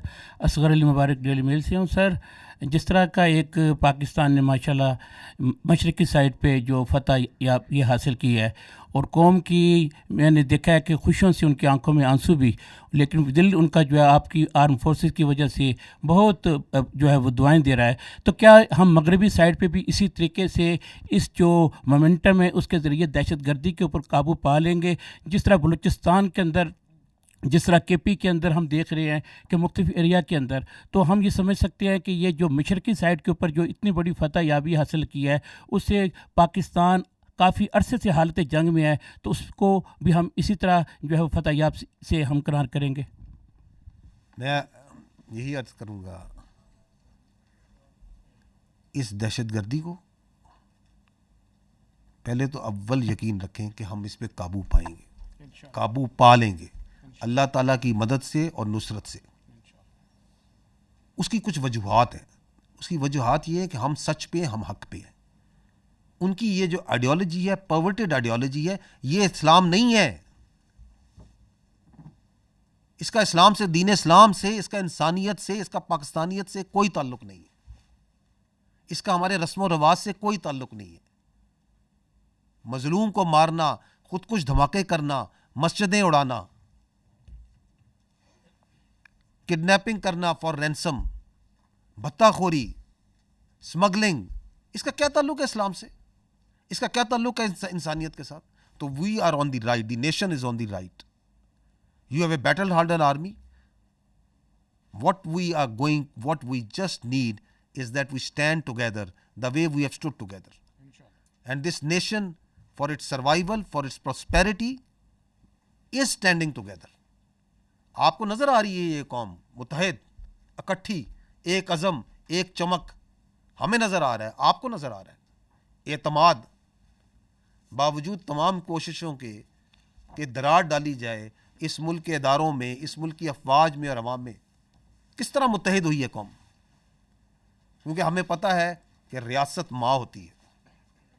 इस माँ, इस रियासत की छत तले हम सब ने पलना बढ़ना है. कोई थोड़ा कम पढ़ लेगा, कोई थोड़ा ज़्यादा पढ़ लेता है, कोई अमीर हो जाता है, कोई गरीब होता है, जिस तरह ख़ानदान में भी फ़र्क होते हैं. But doesn't make us that we start fighting with each other. तो our unity, our resolve has been strengthen and will continue to be strengthen, and we will take on this terrorism. اور ہمیں یہ بھی پتہ ہونا چاہیے کہ یہ بھی اسی دشمن جس نے ابھی کنونشنلی ہم پہ اٹیک کیا ہے، یہ بھی اسی کی لگائی ہوئی آگ ہے، یہ بھی اسی کی مکاری ہے. تو کیا ہم اس کو اگر وہاں مات دے سکتے ہیں تو اس کی اس مکاری کو مات نہیں دے سکتے؟ بالکل دے سکتے ہیں، اور دے کے دیں گے انشاءاللہ تعالی.